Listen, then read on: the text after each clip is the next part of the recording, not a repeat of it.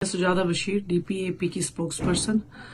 आप सबसे, चाहे कोई भी हो, चाहे गुजर कमेटी हो या कोई भी कम्युनिटी हो, उनसे माफी मांगती हूँ। जिस भाषा का इस्तेमाल सपने में भी नहीं किया जाना चाहिए, उस भाषा का इस्तेमाल आजकल जम्मू कश्मीर के नेता और स्पोक्सपर्सन एक दूसरे को कर रहे हैं। ये कहना है जम्मू कश्मीर के पूर्व मुख्यमंत्री गुलाम नबी आजाद का। दरअसल हाल फिलहाल में डेमोक्रेटिक प्रोग्रेसिव आजाद पार्टी की तरफ से एक नोटिफिकेशन जारी किया गया है और इस नोटिफिकेशन में क्या लिखा गया है, ये नोटिफिकेशन जो है वो अपनी पार्टी के लोगों के लिए है।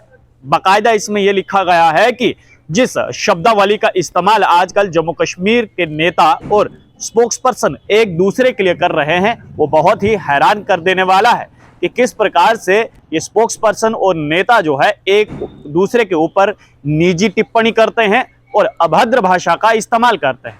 इससे पहले हमने देखा कि डेमोक्रेटिक प्रोग्रेसिव आजाद पार्टी की स्पोक्सपर्सन सुजाता बशीर ने किस प्रकार से जम्मू कश्मीर कांग्रेस के अध्यक्ष वकार रसूल पर एक निजी टिप्पणी करते हुए यह कहा था कि न जाने वकार रसूल कौन से ऐसे गुज्जर गांव से आता है और हमारे अध्यक्ष यानी कि गुलाम नबी आजाद के बारे में उल्टा सीधा बोलता रहता है।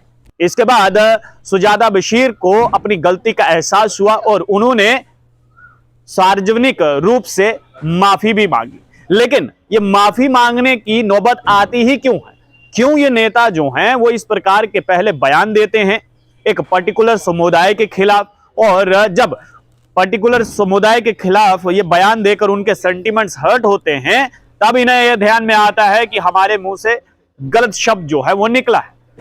मानते हैं कि इंसान गलतियों का पुतला है और गलती हर किसी से हो सकती है, हमसे भी हो सकती है, आपसे भी हो सकती है, किसी से भी हो सकती है। लेकिन इसी को मद्देनजर रखते हुए अब डेमोक्रेटिक प्रोग्रेसिव आजाद पार्टी की तरफ से एक हुक्मनामा जारी किया गया।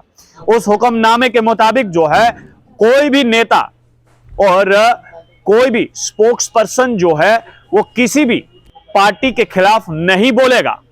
बाकायदा ये उस हुक्मनामे में लिखा हुआ है।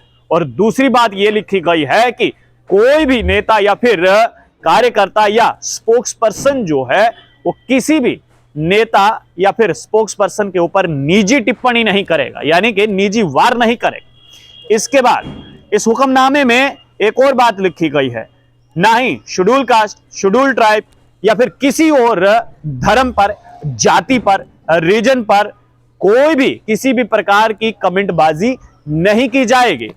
और सबसे अहम बात यहां पर यह है कि कोई भी नेता, कोई भी कार्यकर्ता, कोई भी स्पोक्सपर्सन जो है वो विदाउट परमिशन मीडिया में बयान जारी नहीं कर सकता है। अब मीडिया में अगर डेमोक्रेटिक प्रोग्रेसिव आजाद पार्टी के किसी भी नेता को, स्पोक्सपर्सन को या फिर कार्यकर्ता को अपनी बात रखनी है तो उसे बाकायदा पहले पार्टी से परमिशन लेना है। और परमिशन कौन देगा?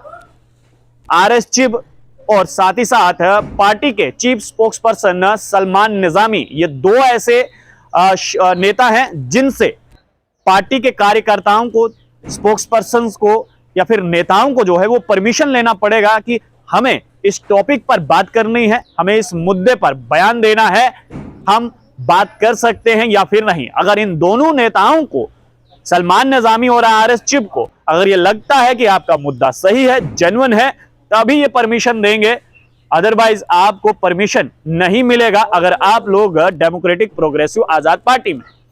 एक बात तो यहां पर बिल्कुल गुलाम नबी आजाद ने सही कही है कि इन दिनों जो है नेताओं की जुबान पर जो है वो कंट्रोल नहीं रह रहा है, कुछ भी बोल देते हैं और बाद में जो है उन्हें माफी मांगनी पड़ती है। सुजाता बशीर को ही देख लीजिए, उन्होंने वकार रसूल पर तंज कसते हुए कहा था कि न जाने कौन से गुज्जर गांव से आता है और गुलाम नबी आजाद हमारे कायद को अनाप शनाप बकता है। जिसके बाद बाकायदा सुजाता बशीर ने जो है वो माफी भी मांगी, स्पोक्सपर्सन है डेमोक्रेटिक प्रोग्रेसिव आजाद पार्टी की। और इसी के बाद जो है गुलाम नबी आजाद की पार्टी, डेमोक्रेटिक प्रोग्रेसिव पार्टी की तरफ से जो है वो इस प्रकार का एक हुक्मनामा जारी किया गया है। और उस हुक्मनामे के मुताबिक जो है अगर कोई भी नेता, स्पोक्सपर्सन या कार्यकर्ता डेमोक्रेटिक प्रोग्रेसिव आजाद पार्टी में है और उसे मीडिया बाइट देना है तो सबसे पहले उसे दो लोगों से परमिशन लेना होगा, जिसमें आरएस चीफ और डेमोक्रेटिक प्रोग्रेसिव आजाद पार्टी के chief spokes person Salman Nizami शामिल हैं। आप लोग देखते रहे टॉक समोजे यानी देव ठाकुर को दीजिए इजाजत। धन्यवाद।